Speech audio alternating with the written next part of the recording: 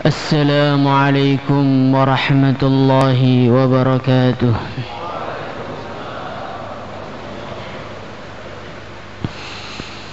إن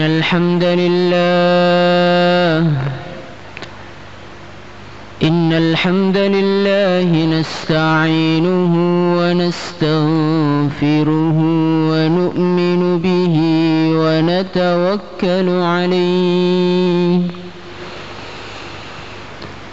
ونعوذ به من شرور أنفسنا ومن سيئات أعمالنا. من يهده الله فلا مضل له ومن يضلل فلا هادي له. أشهد أن لا إله إلا الله وحده لا شريك له وأشهد أن سيدنا ومولانا وحبيبنا محمدا عبده ورسوله. اللهم صل وسلم على سيدنا محمد وعلى آله وصحبه أجمعين. أما بعد، قال تعالى في كتابه الكريم: قل بفضل الله وبرحمته فبذلك فليفرحوا هو خير مما يجمعون.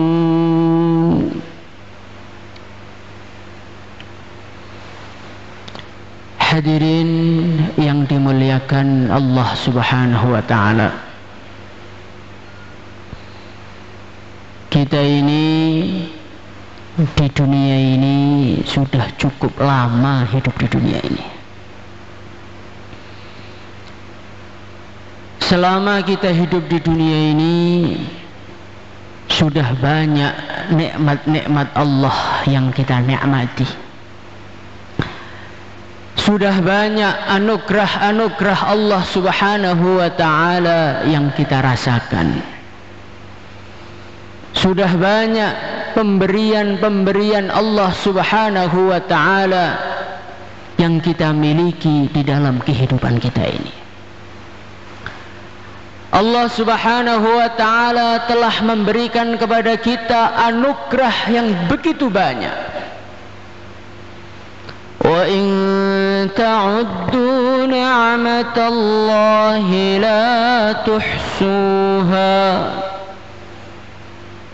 Allah Subhanahu wa ta'ala mengatakan, kalau kalian semua, wa in ta'uddu ni'matallah, kalau kalian semua menghitung nikmat Allah, la tuhsuha, maka kalian tidak akan mampu menghitungnya. Allah Subhanahu wa ta'ala telah menjaga kita semenjak kita masih berwujud setetes mani. Allah Subhanahu wa ta'ala lah yang menjaga kita di saat kita masih ada di rahim ibu kita. Mani itu Allah jaga sehingga menjadi segumpal darah. Segumpal darah itu dijaga oleh Allah sehingga menjadi segumpal daging. Ini karena penjagaan Allah. Kalau Allah tidak jaga, maka kita tidak akan pernah lahir di dunia ini. Berapa juta ibu hamil di dunia yang mereka keguguran di dalam perjalanannya. Dari segumpal daging, Allah tumbuhkan tulang-tulang di dalam diri kita. Allah tiupkan roh. Allah jaga lagi sampai ketika tiba masanya 9 bulan 10 hari. Wallahu akhrajakum min butuni ummahatikum. Allah lah yang mengeluarkan kita dari perut ibu kita. La ta'lamuna syai'a. Kita lahir ke dunia ini dalam keadaan kita tidak tahu apa-apa. Kita tidak tahu apa-apa. Ilmu kita tidak miliki. Semuanya kita tidak miliki. Wa ja'ala lakumus sam'a wal absara wal afidah. Allah berikan penglihatan kepada kita. Allah Subhanahu wa ta'ala berikan pendengaran kepada kita. Allah Subhanahu wa ta'ala detakkan jantung kita. Allah Subhanahu wa ta'ala gerakkan secara otomatis paru-paru kita, sehingga kita ingat, kita lalai, kita tidur, kita bangun, kita jalan, kita kerja, jantung selalu memompa dan paru-paru selalu memompa. Coba bayangkan kalau kira-kira jantung kita itu berdetak saat kita hanya ketika ingat kepada Allah. Baru lahir sudah mati, hadirin yang mulia. Hadirin yang dimuliakan Allah Subhanahu wa ta'ala, Allah jaga kita, Allah jaga pertumbuhan kita. Allah Subhanahu wa ta'ala menyiapkan segala kebutuhan yang dibutuhkan oleh manusia. Maka di dunia ini yang dibutuhkan oleh manusia selalu banyak. Manusia butuhkan ayam, ayam banyak. Manusia butuhkan kambing, kambing banyak. Padahal kambing itu sekali hamil melahirkan paling banyak 2. Kucing sekali melahirkan 6, 8. Kenapa jumlah kucing lebih sedikit dibandingkan kambing? Padahal kucing nggak ada yang menyembelih. Kambing setiap hari ada yang menyembelih. Idul Adha banyak kambing-kambing yang berangkat ke akhirat. Hadirin yang mulia, menunjukkan yang menciptakan kambing siapa? Allah. Hadirin yang dimuliakan Allah Subhanahu wa ta'ala, sudah begitu banyak anugerah Allah. Allah telah memberikan kesehatan kepada kita. Allah telah memberikan umur kepada kita. Allah telah memberikan tenaga kepada kita. Pertanyaannya adalah, sudahkah tugas-tugas yang Allah berikan kepada kita laksanakan dengan baik? Hari ini hadirin yang muliakan Allah Subhanahu wa ta'ala, tugas dari kantor kita kerjakan dengan sebaik-baiknya. Tugas dari istri kita kerjakan dengan sebaik-baiknya. Tugas dari atasan kita, tugas dari negara kita jalankan dengan sebaik-baiknya. Kita tinggalkan anak kita tinggalkan istri kita tinggalkan rumah kita demi untuk membela negara. Hadirin yang mulia, tetapi tugasnya Sang Pencipta, tugasnya yang memberikan rizki kepada kita, tugasnya Zat yang memberikan nyawa kepada kita, tugasnya Zat yang menggerakkan kita. Ini sudah kita tunaikan atau belum? Hadirin yang muliakan Allah Subhanahu wa ta'ala, pada hari ini seorang pegawai negeri, seorang pejabat, seorang polisi, seorang tentara, dia makan gaji tapi dia tidak bertugas, seluruh rakyat akan marah kepada dia. Kira-kira kalau tugas dari Allah nggak kita kerjakan, Allah murka apa tidak? Hadirin yang dimuliakan Allah Subhanahu wa ta'ala, maka kita duduk sama-sama di sini adalah untuk merenungi ini. Umur kita sudah banyak kita lewatkan. Sudah pernah belum memikirkan tanggung jawab dari Allah? Hadirin yang mulia, tanggung jawab kita ini bukan tanggung jawab kecil. Tanggung jawab kita ini bukan tanggung jawab ringan. Tanggung jawab kita ini bukan tanggung jawab mainan, bukan. Tanggung jawab yang Allah berikan kepada kita dulu pernah ditawarkan kepada langit. Sesosok makhluk yang luasnya tidak bisa dihitung oleh manusia. Langit tidak mampu membawanya. Pernah ditawarkan kepada bumi, bumi tidak mampu membawanya. Pernah ditawarkan kepada gunung-gunung yang menjulang tinggi, yang mana gunung-gunung itu adalah menjadi paku-paku bumi agar bumi tidak gempa. Hadirin yang mulia, menjaga bumi dia bisa, tapi membawa tanggung jawab dari Allah dia tidak mampu. Hadirin yang mulia, Inna aradna al-amanata 'ala as-samawati wal-ardi wal-jibal فأبين أن يحملنها وأشفقن منها وحملها الإنسان إنه كان ظلوما جهولا. Kemudian ada sesosok makhluk yang ngantuan, lemah, nggak tahu apa-apa, ditaskil susah, gitu loh. Sama Allah dikasih tanggung jawab ini. Hadirin yang mulia, hadirin yang dimuliakan Allah Subhanahu wa ta'ala, tanggung jawab ini saking besarnya, saking agungnya, maka orang-orang yang mengerjakan tanggung jawab ini, orang-orang yang menjalankan tanggung jawab ini dengan sepenuh hati, dengan kesungguhan yang sebenar-benarnya, maka Allah hadiahkan kepada dia sesuatu yang tidak bisa dibeli oleh manusia. Hadirin yang mulia, semahal apapun rumah yang ada di dunia, kalau duitnya ada kita bisa beli. Semahal apapun mobil yang ada di dunia, duitnya ada, bisa kita beli. Seluas apapun tanah yang ada di dunia, benda yang ada di dunia, duitnya ada, bisa kita beli.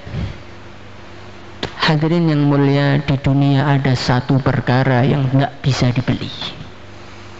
Satu perkara yang betul-betul murni anugerah dari Allah, murni hadiah dari Allah. Apa itu hadirin yang mulia?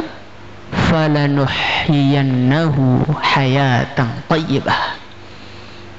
Sesuatu yang tidak bisa dibeli, sesuatu yang tidak akan bisa dimiliki oleh orang-orang yang tidak dianugerahi oleh Allah. Apa itu? Hayatan thayyibah, kehidupan yang indah.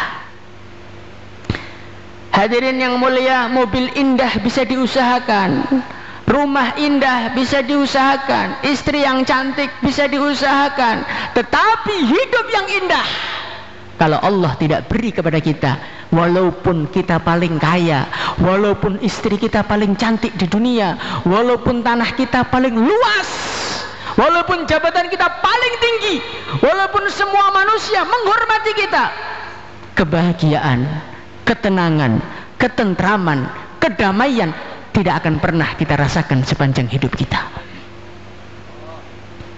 Hadirin yang muliakan Allah Subhanahu wa ta'ala, coba kita lihat orang-orang yang kaya raya itu rata-rata itu kepalanya bodak, Pak. Kenapa? Otaknya itu panas, kakian mikir. Karena kebahagiaan tidak Allah berikan. Siapa orang stroke? Siapa orang sakit jantung? Kalau orang miskin jarang. Orang-orang yang naik mobil, rumahnya AC, biasanya cepat mati. Hatinya mulia. Itu menunjukkan apa? Menunjukkan keduniaan ini, dunia ini tidak akan bisa pernah mendatangkan kebahagiaan. Karena kebahagiaan itu milik Allah, ketentraman itu milik Allah, ketenangan itu milik Allah. Sesuatu yang istimewa tidak akan Allah berikan kepada orang-orang yang tidak tanggung jawab kepada tugasnya. Maka hadirin yang mulia, bagaimana kita usaha lagi, usaha lagi, usaha lagi di sisa-sisa hidup kita untuk memenuhi tanggung jawab dari Allah. Insyaallah hadirin mulia. Hadirin yang dimuliakan Allah Subhanahu wa ta'ala, orang-orang yang tidak mengerjakan tanggung jawabnya, orang-orang yang tidak menjalankan tanggung jawabnya di dunia, maka Allah Subhanahu wa ta'ala akan mencabut darinya sesuatu yang dia tidak mampu menjaganya. Hadirin yang mulia, orang kalau direbut istrinya, dia bisa menjaga. Direbut hartanya, dia bisa menjaga. Direbut mobilnya, dia menjaga. Tetapi kalau orang direbut ketenangannya, dicabut ketenangannya, dicabut ketentramannya oleh Allah, walaupun seluruh tentara datang, seluruh pasukan datang, tidak akan ada yang bisa menghalangi Allah Subhanahu wa ta'ala. Allah Subhanahu wa ta'ala akan memberikan kepada dia aisyatan dongka. Yang disempitkan bukan duitnya, yang disempitkan bukan rumahnya, yang disempitkan bukan bisnisnya. Aisyatan dongka, yang disempitkan adalah hidupnya, hadirin yang mulia. Sehingga para ulama itu mengibaratkan orang-orang yang hidupnya disempitkan oleh Allah itu seperti orang yang dimasukkan di dalam karung, hadirin yang mulia. Sudah pernah masuk dalam karung enggak? Walaupun orang yang dimasukkan dalam karung tadi naik mobil termewah di dunia, walaupun dia dimasukkan di kamar yang kasurnya paling empuk, apakah bisa menikmati? Bisa nggak? Nggak bisa. Dia sumpek di dalam karung, dia kepanasan, dia nggak bisa bergerak. Itulah ibaratnya manusia-manusia yang Allah cabut kebahagiaan dari hati dia. Hadirin yang muliakan Allah Subhanahu wa ta'ala, orang-orang yang mengerjakan tanggung jawabnya ketika kematian hendak menghampiri dia, ketika kematian hendak mendatangi dia, maka malaikat-malaikat sudah berduyun-duyun, tatanazzalu alaihimul malaikatu alla takhafu wa la tahzanu. Malaikat-malaikat berduyun-duyun kasih semangat dia. Hai fulan, jangan sedih. Rumahnya bagaimana? Anaknya bagaimana? Bisnisnya bagaimana? Masjidnya bagaimana? Allah sudah jaga semua, Allah sudah urus semua. Istrinya bagaimana? Tenang, Allah sudah menyiapkan pengganti-pengganti untuk melanjutkan Anda. Itu kalau matinya muda, Pak. Kalau matinya tua ya biasanya nggak ada. Hadirin yang dimuliakan Allah Subhanahu wa ta'ala, alla takhafu, jangan takut. Jangan takut. Apa yang akan kamu hadapi, bagaimana kuburmu, bagaimana mahsyarmu, bagaimana hisabmu, bagaimana surgamu, bagaimana nanti, semuanya sudah Allah tata semua. Wa abshiru bil jannati allati kuntum tu'adun. Bergembiralah, surga Allah siapkan untuk Anda. Semoga termasuk kita.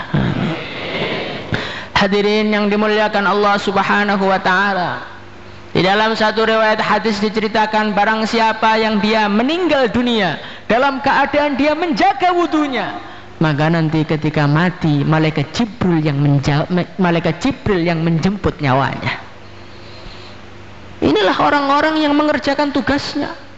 Di dunia tenang, di dunia nikmat, matinya indah, kematiannya ditunggu-tunggu, kematiannya dirindukan oleh penduduk-penduduk langit. Sebagaimana Rasulullah sallallahu alaihi wasallam ketika beliau hendak wafat, maka Allah Subhanahu wa ta'ala memberikan pilihan kepada beliau melewati malaikat. Hai Muhammad, kamu milih mana? Hidup di dunia bersama sahabat-sahabatmu, atau sowan kepada Allah, kumpul dengan para nabi, kumpul dengan para rasul, kumpul dengan para kekasih Allah di akhirat sana? Maka Nabi menoleh kepada malaikat Jibril. Hai Jibril, bagaimana ini bagusnya? Berangkat sekarang atau nanti?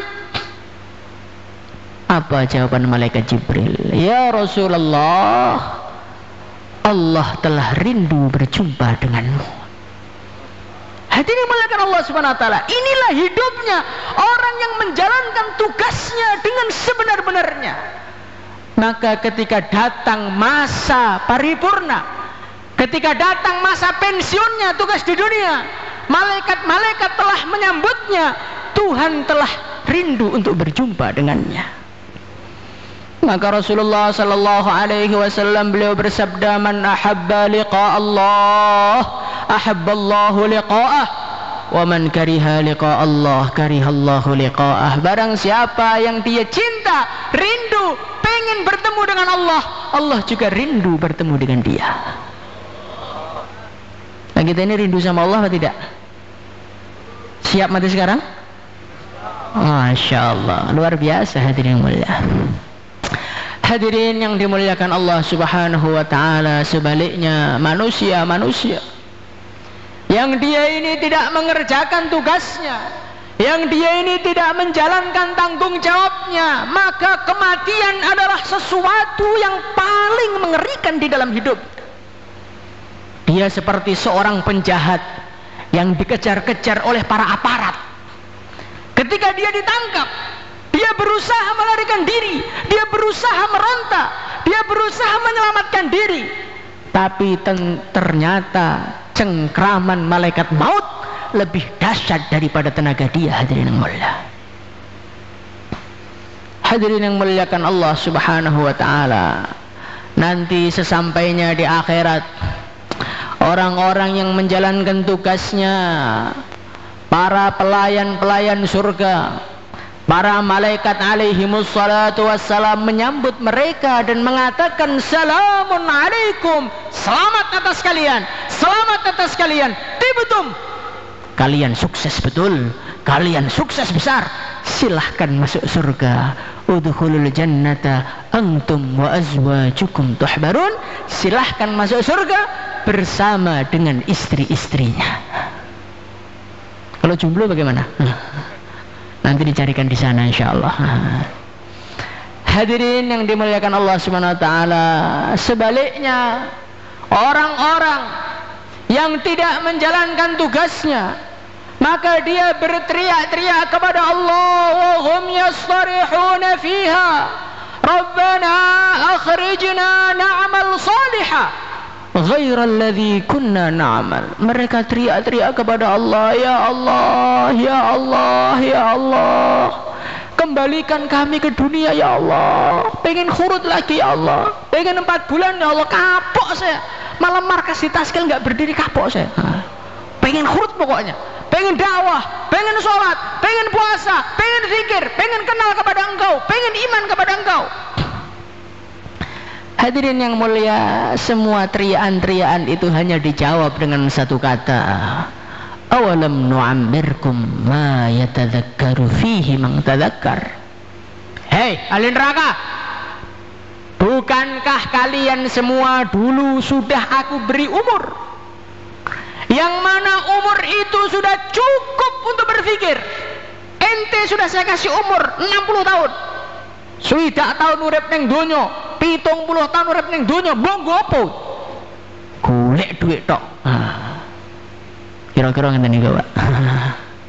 Hadirin muliakan Allah Subhanahu wa taala. Teriakan-teriakan orang-orang di neraka tidak akan pernah menghasilkan apa-apa. Sawa'un 'alaina ajza'na am sabarna ma lana min mahis. Orang-orang ahli neraka mereka ngomong-ngomong sama temannya, kita ini mau sabar ya remuk, mau sambat ya remuk, ora bakal selamat saka neraka. Naudzubillah. Jadi orang kalau sudah sampai neraka wis mau teriak, pengen dakwah, pengen zikir, pengen anu, semuanya tidak ada gunanya teriakannya. Nangis sampai habis air matanya, maka air mata itu tidak ada nilainya di sisi Allah Subhanahu wa taala. Malah diije, laqad kunta fi ghaflatin min hadha fakashafna 'anka ghita'aka fabasaruka al-yawma hadid. Manusia, laqad kunta fi ghaflatin min hadha, dulu di dunia kamu sibuk menikmati uang kamu, sibuk menikmati jabatan kamu, sibuk menikmati anak istri kamu, sibuk menikmati harta kamu, sehingga kamu lalai dengan akhirat, lalai dengan tanggung jawab, lalai dengan perintah Allah, lalai dengan larangan Allah. Fakashafna angka ghita'ak, sekarang dulu yang tidak tampak di depanmu, angkernya neraka, angkernya siksa neraka, bagaimana ganasnya malaikat-malaikat penjaga neraka. Fakashafna angka ghita'ak, semua tutup itu sekarang sudah hilang darimu, maka itu semua sudah tampak di depan mata kamu. Hadirin yang mulia, ketika semua sudah tampak, iman tidak ada manfaatnya di situ. Niat baik tidak ada manfaatnya di situ. Hadirin yang muliakan Allah Subhanahu wa taala, maka mumpung kita masih di dunia, mumpung kita tanpa teriak-teriak, tanpa nangis, tanpa meminta, sudah di dunia. Kita mau sholat, nggak usah nangis-nangis, sudah bisa sholat. Mau ngerjakan tanggung jawab sampai habis hartanya, sampai habis nyawanya, masih bisa. Maka bagaimana tanggung jawab ini kita kerjakan sebenar-benarnya? Insyaallah hadirin mulia. Apa tanggung jawabnya? Wa ma khalaqtul jinna wal insa illa liya'budun. Hadirin yang muliakan Allah Subhanahu wa taala, tanggung jawab kita semua ini adalah ngawula dumateng Gusti Allah. Menghamba.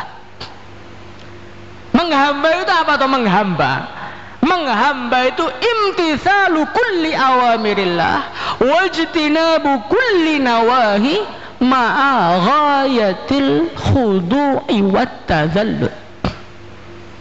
Orang itu dikatakan hamba, syarat nomor 1 harus menaati semua perintah Allah. Hadirin yang muliakan Allah Subhanahu wa taala, sekarang kita renungi diri kita. Yang kita kerjakan perintah Allah itu yang mana? Setelah dipikir, ternyata hari ini kita tuh mengerjakan perintah Allah yang cocok sama kita. Urusan nikah, an-nikahu sunnati. Si nikah itu sunnahnya baginda Nabi. Kita harus nikah, Pak. Nah, tapi kalau dakwah, dakwah itu tanggung jawabnya Pak Yai. Saya ini orang bodoh, nggak bisa apa-apa. Nah, ini jenenge ini mboten manut Gusti Allah, manut nafsu sing kebetulan cocok kali perintah Gusti Allah. Lah ngene iki mboten ngawula, Pak.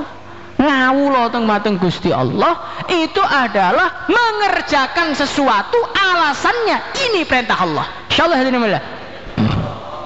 Wajtinabu kulli nawahi, dan meninggalkan semua larangan Allah.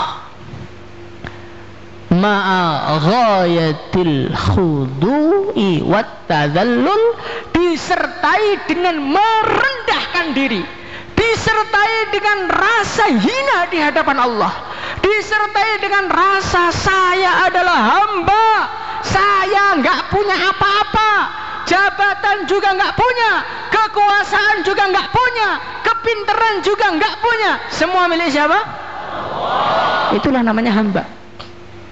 Selagi manusia di dunia itu masih merasa saya adalah, wis wong gak ngerasa saya adalah, ini ngalamat mboten ngawula dumateng Gusti Allah. Saya ini, loh kenapa kamu gak hormat kepada saya? Saya ini ustadz, saya ini orang kaya loh, saya ini pejabat loh. Jabatan milik siapa? Harta milik siapa? Ilmu milik siapa? Barang milik Allah kok diaku-aku itu bagaimana? Maka Sayyidina Umar radhiyallahu anhu, beliau itu mengatakan, zaman sekarang tuh banyak maling, kata beliau. Kok bisa, Pak?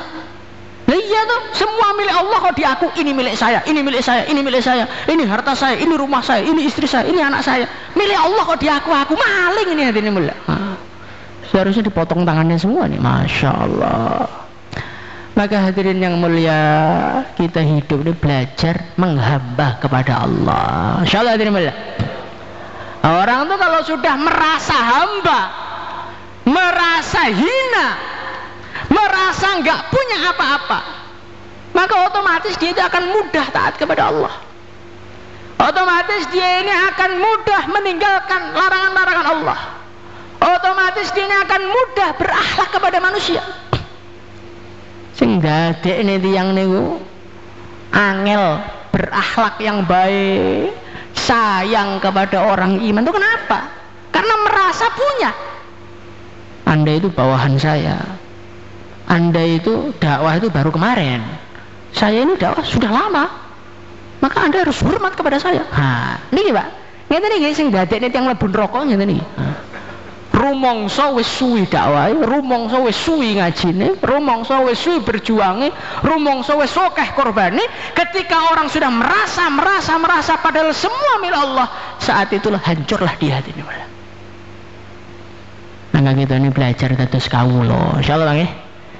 Ngawula dumateng Gusti Allah, ngrasa mboten gadah napa-napa. Ketika seorang manusia dia sudah merasa sebagai hamba, saat itulah Allah akan mencukupi semua kebutuhannya. Allah Subhanahu wa taala berfirman, "Alaihissallahu bikafin 'abdah."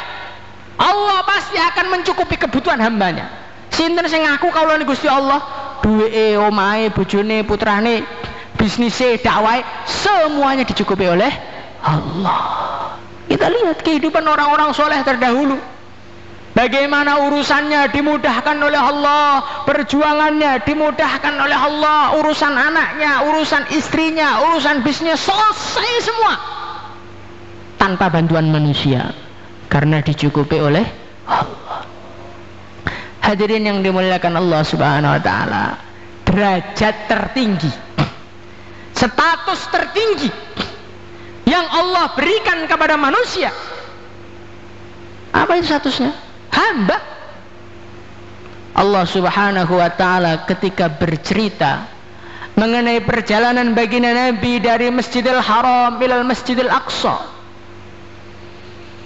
Subhanalladzi asra bi'abdihi laylan minal masjidil haram ilal masjidil aqsa alladzi barakna hawlahu linuriyahu min ayatina. Subhanalladzi asra, maha suci zat yang menjalankan di waktu malam, bi'abdihi, dengan hambanya. Jadi pangkat tertinggi, manusia yang paling mulia, yang paling dicintai oleh Allah, dikasih status sebagai hamba. Hadirin yang mulia, kalau kita ketemu dengan tentara, maka dia mengatakan saya adalah abdi negara. Ketika dia merasa sebagai pelayan negara, maka dia membanggakan dirinya. Lah kalau kita pelayannya Allah Subhanahu wa taala, seharusnya lebih bangga daripada semua manusia yang punya jabatan di dunia ini. Insyaallah ya mulia. Kadang-kadang kita ini minder ketemu orang, sekolah niku napa wae, kula tiang mboten gadah, kula niku goblok lho. Sampeyan kawulane Allah napa mboten? Kawulane Gusti Allah kudu pede, kawulane Gusti Allah lho. Nah, insyaallah ya mulia. Tugas kita ini menghamba. Maka kita renungi sekarang, hari ini sepak terjang kita, langkah kita, ucapan kita, gerak kaki kita, tidur kita, bangun kita, ini kita dasari dengan apa? Kenapa tidur? Capek. Kenapa makan? Lapar. Kenapa dakwah daripada malas di rumah? Ini bukan kawulan Gusti Allah, Pak. Niku jenengan mlaku dhewe. Boten keranten perintah Gusti Allah. Orang itu kalau gerak, melangkah, mengatakan, menyampaikan sesuatu, menyampaikan agama kalau perlu, tapi tidak didasari ini perintah Allah, ngomongnya nggak bakal barokah, ngomongnya nggak mendatangkan hidayah. Sayyidina Ali radhiyallahu anhu, beliau ini diperintah Nabi untuk dakwah ke Yaman. Teman-temannya dakwah di sana itu 6 bulan gak dapat taskilan. Dikirim Sayyidina Ali datang ke sana, Assalamualaikum warahmatullahi wabarakatuh, teman-teman semua, orang-orang Yaman. Ini saya disuruh Nabi ngajak kalian masuk Islam. Satu kata tok. saya disuruh Nabi ngajak kalian masuk Islam. Satu kampung langsung kes masuk Islam saat itu juga. Kadang-kadang kita ini buaya nuaskil khususnya mboten karu-karuan, gak budal-budal. Akhirnya nyalah nih wong. Zaman sekarang memang susah Pak. Hati manusia sudah pada rusak. Diajak amal agama alasan tok. Hadirin yang mulia, di antara penyebab orang nggak berangkat itu yang naskil itu kurang lurus niatnya. Yang naskil itu masih merasa saya bisa naskil. Yang naskil itu belum merasa naskil orang itu perintah Allah. Akhirnya nggak ada daya gedornya. Orang tentara mboten di pamer nih jenenge. Ini mboten yang wedi. Teko, "Lho niki anu, Pak, pangkat saya tinggi, Pak." Oh, langsung. Oh, nggih. Begitu juga kalau kita datang, saya ini hamba Allah, bawa perintah Allah, ngajak Bapak sholat, bismillah, langsung sholat. Makanya rasa dadi kawulane Allah harus tanamkan, tancapkan di dalam hati kita. Insyaallah hadirin. Hadirin yang dimuliakan Allah Subhanahu wa taala, kemudian tanggung jawab yang nomor 2 adalah meneruskan perjuangannya Rasulullah sallallahu alaihi wasallam. Hadirin dimuliakan Allah Subhanahu wa taala. Allah Subhanahu wa taala menyampaikan di dalam Al-Qur'an, "Qul hadhihi sabili ad'u ila Allah ala basiratin ana wa manittaba'ani." Hai Muhammad, katakanlah kepada manusia, hadhihi sabili, ini adalah jalan hidup. Jalan hidup ini apa tuh? Jalan hidup itu kerjaan harian ini loh Pak, jalan hidup. Jalan hidupnya petani macul teng sawah. Jalan hidupnya pedagang pergi ke pasar. Jalan hidupnya pegawai tiap hari ngantor. Lah jalan hidup Nabi itu apa? Ad'u ilallah, ngajak manusia kepada Allah. Ala basiratin ana wa manittaba'ani. Tugas dakwah ini kata Allah, tugasnya anak, tugasnya baginda Nabi, wa manittaba'ani, dan tugasnya orang-orang yang mengikuti baginda Nabi Muhammad sallallahu alaihi wasallam. Allah tidak mengatakan ana wal aghniya, tugas dakwah ini tugasnya saya dan tugasnya orang-orang kaya saja. Tidak. Allah tidak mengatakan ana wal umara, tugas dakwah ini tugasnya Nabi dan tugasnya para pejabat. Tidak. Ana wal ulama, tugas dakwah ini tugasnya Nabi dan tugasnya para ulama. Tidak. Ana wa manit taban. Sing penting jenengan ngeraos nih, kita merasa sebagai umat Nabi, walaupun kita ini tukang penjual tomat, ataupun kita ini Pak Camat, walaupun kita ini seorang bupati, atau kita ini penjual roti, walaupun kita ini presiden ataupun tukang jual sarden, asalkan umat Nabi harus memperjuangkan agama ini sampai mati. Insyaallah. Ini urusan dakwah nih, kula nih mboten sakit Pak, kula nih pedagang, kula niki kuli. Hadirin yang mulia, kalau kita baca sejarah para nabi, para rasul, mereka itu komplit. Mulai nabi yang paling kaya raya, Nabiullah Sulaiman radhiyallahu anhu, Nabiullah Sulaiman alaihi salatu wassalam, seorang nabi yang jadi raja yang kaya raya. Rabbi habli mulkan la yanbaghi li ahadin min ba'di. Ya Allah, berikan saya satu kerajaan yang gak bisa ditandingi orang setelah saya sampai hari kiamat. Sugih Nabi Sulaiman mboten karu-karuan. Pasukane manusia ada, jin ada, hewan ada, burung-burung ada, dan semuanya terdata dengan lengkap. Kadang-kadang kita ini dai, mahalahnya jumlahnya berapa nggak tahu, yang aktif berapa yang nggak tahu, yang nggak aktif berapa nggak tahu. Nabi Sulaiman pasukannya ribuan, ratusan ribu. Itu ada burung satu alfa, tahu beliau. Maliyala aral hudhud am kana minal ghaibin. Mana ini hudhud ini? Oh nggak hadir nih. Kemana dia ini? Lau 'adzibannahu 'adzaban syadida aw la azbahannahu aw la ya'tiyanni bisultanin mubin. Oh, ini Hudhud ini kalau enggak mempunyai alasan yang tepat, saya hukum, kalau enggak saya sembelih, kata Nabi Sulaiman. Maka hukum orang-orang enggak tertib itu sebetulnya ada dalilnya, Pak. Kadang-kadang wali santri ini marah-marah sama kiainya, ini gimana santri niat belajar agama salah dikit aja dihukum. Begitu kok ikut Nabi Sulaiman. Hadirin muliakan Allah Subhanahu wa taala. Nabi Sulaiman paling kaya raya, masih dakwah. Akhirnya naskil Ratu Bilqis. Seorang nabi, seorang rasul yang jadi pengembala, tetap dakwah. Baginda Nabi Muhammad SAW beliau mengatakan kurang lebihnya tidak ada para nabi, para rasul kecuali mereka dulu pernah mengembala kambing di dunia. Para nabi, para rasul yang jadi menteri keuangan, menteri pangan, Nabiullah Yusuf alaihissalatu wassalam masih dakwah. Nabi yang jadi seorang raja ada, nabi yang jadi menteri ada, nabi yang gak punya apa-apa juga ada. Nabiullah Isa alaihissalatu wassalam enggak punya apa-apa, punyanya cuma bantal sama sisir.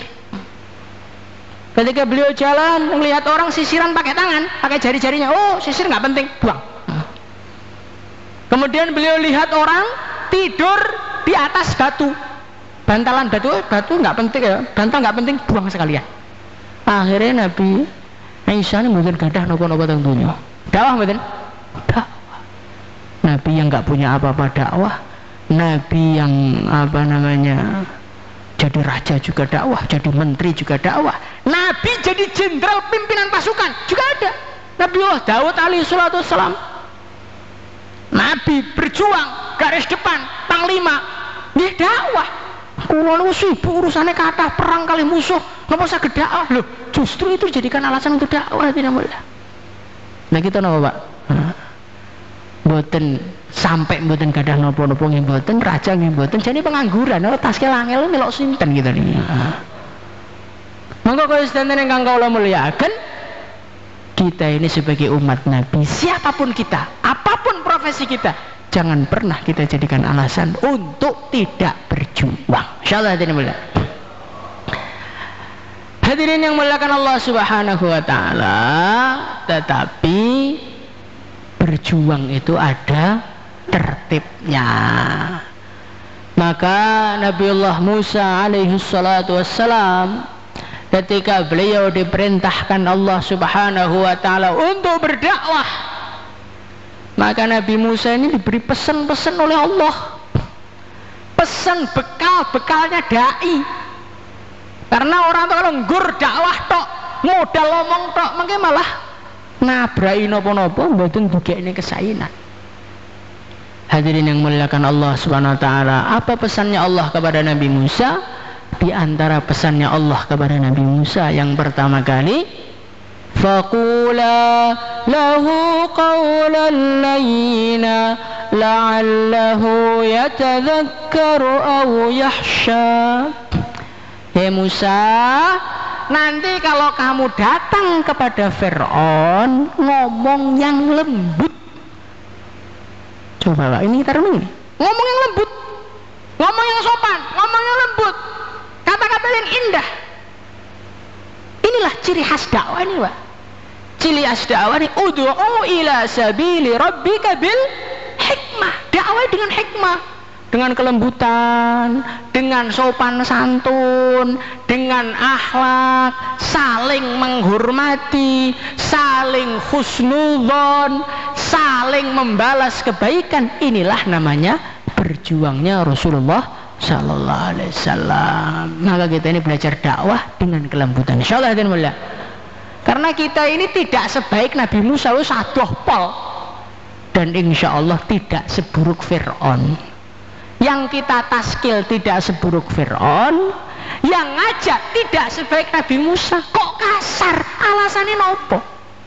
Pak, sampean ini mboten dakwah, neraka lho Pak. Antum itu tidak dakwah, umat akan hancur gara-gara Bapak kalau tidak ambil usaha ini. Hadirin yang mulia, Itu bukan ciri khas baginda Nabi. Ciri khas baginda Nabi itu dengan kelembutan. Suatu ketika ada orang tuh datang, Badui, datang ke Masjid Nabawi langsung kencing hadirin yang mulia. Maka para sahabat itu gregetan, ini kurang ajar ini masjid. Maka Nabi mengatakan, biarkan. Nanti setelah selesai baru dinasihati. Coba bagaimana kelembutan baginda Nabi. Suatu ketika Rasulullah SAW beliau dakwah sama Hakam ibnu Kaisan. Ditaskil dengan lembut masih nolak, taskil dengan lembut masih nolak, taskil dengan lembut masih nolak. Akhirnya Sayyidina Umar ini nggak betah. Ya Rasulullah, ala ma tukallimu hada ya Rasulullah. Untuk apa orang seperti diajak ngomong? Da'ani adrib unuqah. Biarkan aku potong kepalanya saja. Ditaskil Nabi gak budal, pateni ae. Hadirin yang muliakan Allah Subhanahu wa taala, tapi Nabi tidak menghiraukan Sayyidina Umar. Taskil terus, ajak terus sampai akhirnya qad aslamtu ya Rasulullah, saya masuk Islam. Maka Nabi mengatakan, "Ya Umar, kalau aku tadi mendengarkan kata-katamu, kemudian aku bunuh dia, neraka dia. Tapi karena saya sabar, taskil dengan kelembutan, akhirnya dia masuk Islam, akhirnya dia jadi pejuang dan mati syahid." Hadirin namanya. Makanya kita yang ditaskil mboten purun, datangi lagi, ikram, bawa panggang, belum berangkat, bawa yang lebih besar, kambing, belum berangkat, bawakan sapi, insyaallah. Begitu. Habiskan duit apa? Duit habis tapi dapat taskilan satu, itu lebih baik hadirin yang mulia. Kadang-kadang itu ini eman kali duit. Padahal satu orang taskilan itu lebih baik daripada dunia dan seisinya. Rasulullah SAW ketika Sayyidina Mu'adz radhiyallahu anhu beliau berangkat dakwah ke Yaman, maka Nabi mengatakan, ya Mu'adz, la yuhda bihudaka rajulun wahid khairun laka min khumrin na'am. Hei Mu'adz, kok ada satu orang tok, dia kenal agama, dia dapat hidayah sebab kamu, khairun laka min khumrin na'am, itu lebih baik daripada kamu punya harta yang banyak sekali. Sekarang duit kita sama taskilan masih sayang mana kita hadirin? Kita ini punya kambing, kita carikan rumput, punya mobil, rusak dikit servis, punya teman dakwah, lemah dikit nggak kita support, itu bagaimana? Lemah dikit malah digunjing di musyawarah. Hadirin yang mulia, ini bagaimana ini? Ini sepakat dua ini nggak berangkat. Wah, ini betul-betul iman yang sudah melemah ini. Bahaya ini. Hadirin yang mulia, Allah mengatakan kepada baginda Nabi, walau kunta faddan ghalidal qalbi lang faddu min haulik. Kalau engkau keras kepala hai Muhammad, kasar engkau hai Muhammad, lang faddu min haulik, maka umat akan lari darimu. Nabi loh Pak, Nabi itu paling tampan, paling gagah, paling pintar, paling alim, tapi Allah mengatakan kalau engkau keras umat lari. Lah kita tampan enggak, kaya enggak, ngomongnya enak juga enggak, kelamaan sudah sakit perut, kasar pisan. Maka umat lari, jangan kita salahkan. Ini orang-orang sekarang pada enggak mau duduk di musyawarah saya.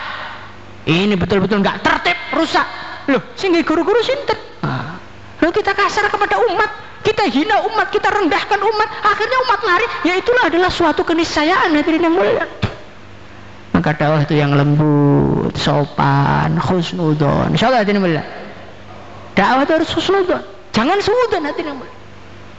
Suatu ketika baginda Nabi Muhammad SAW beliau datang ke satu perkampungan yang jauh dari Madinah.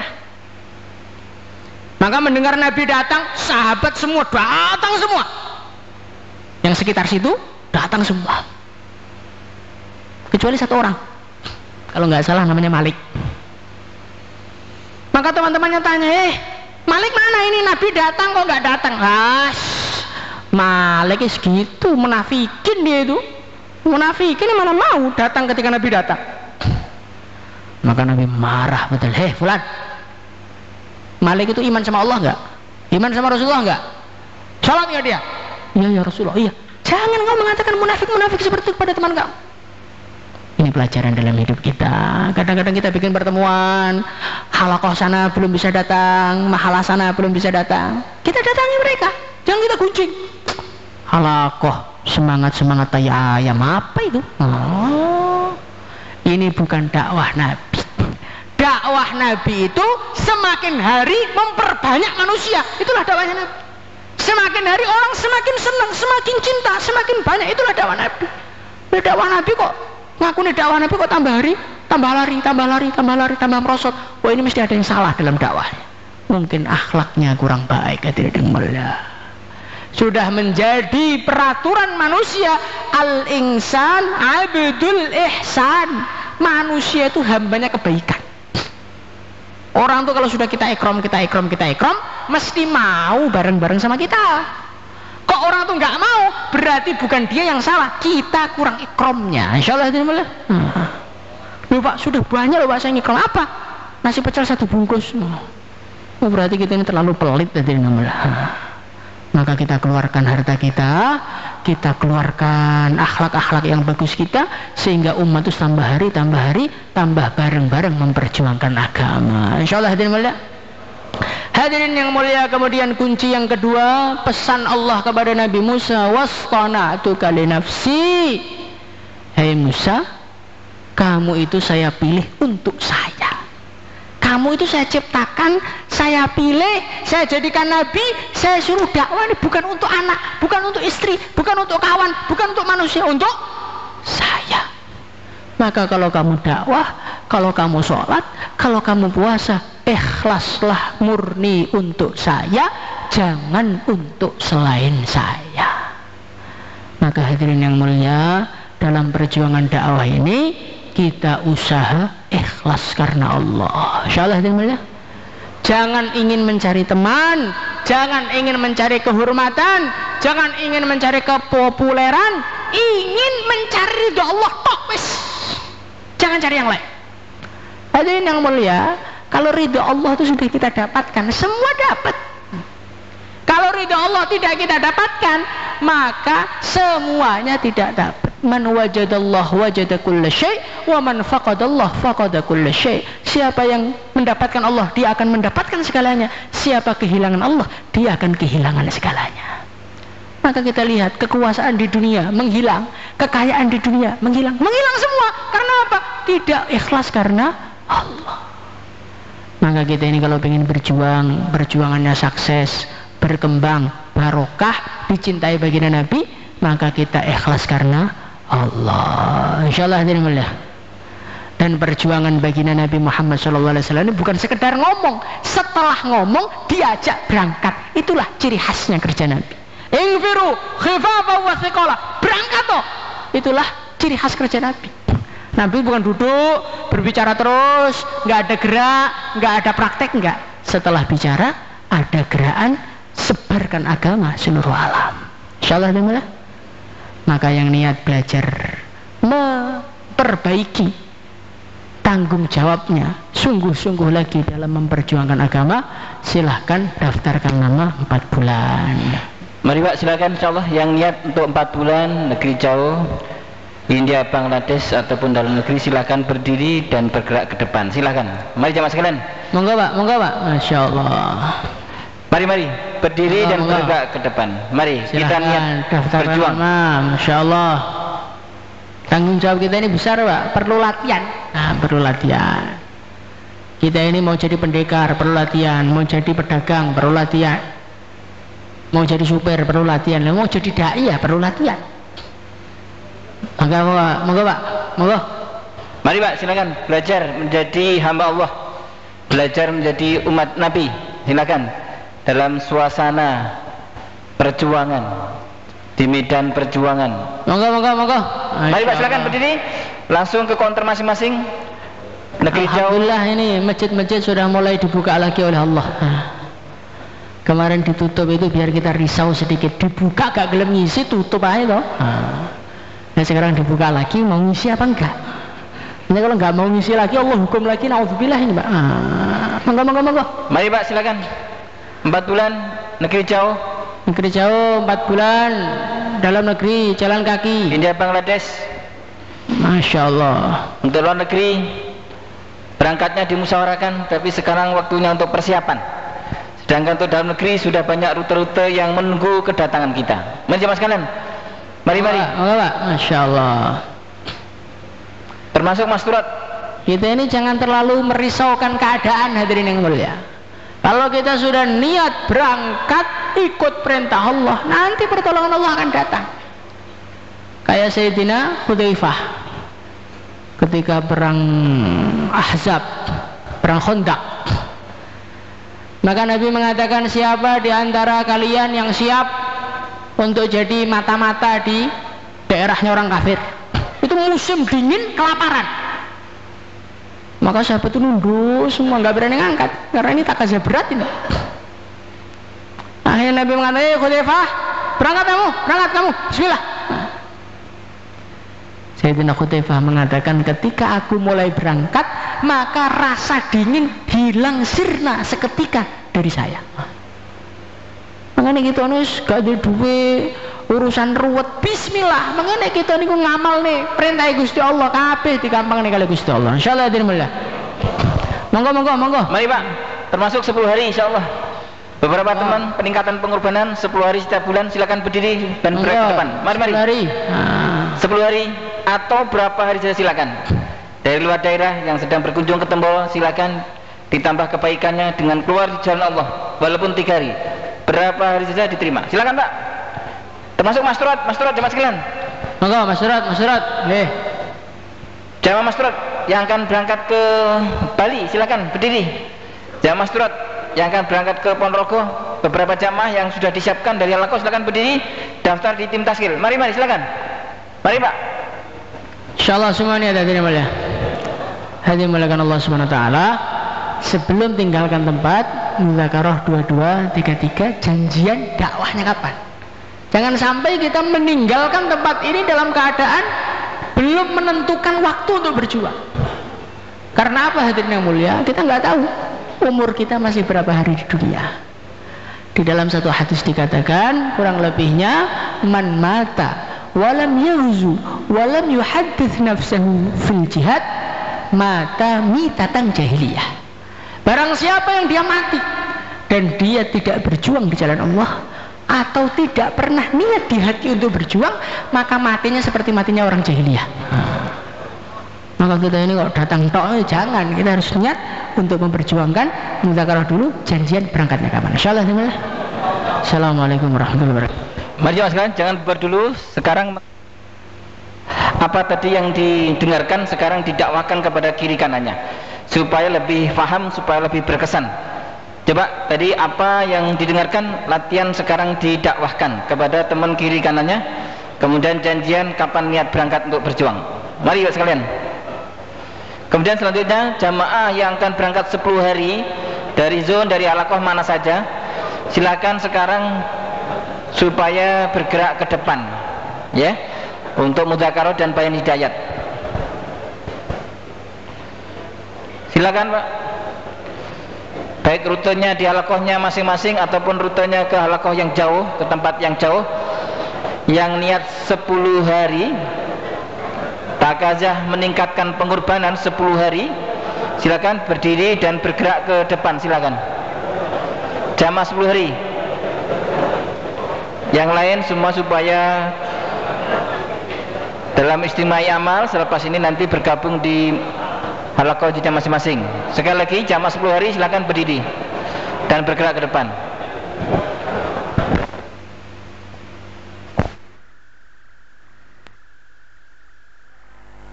Rifqan bisabbir dan fiikum ghadairun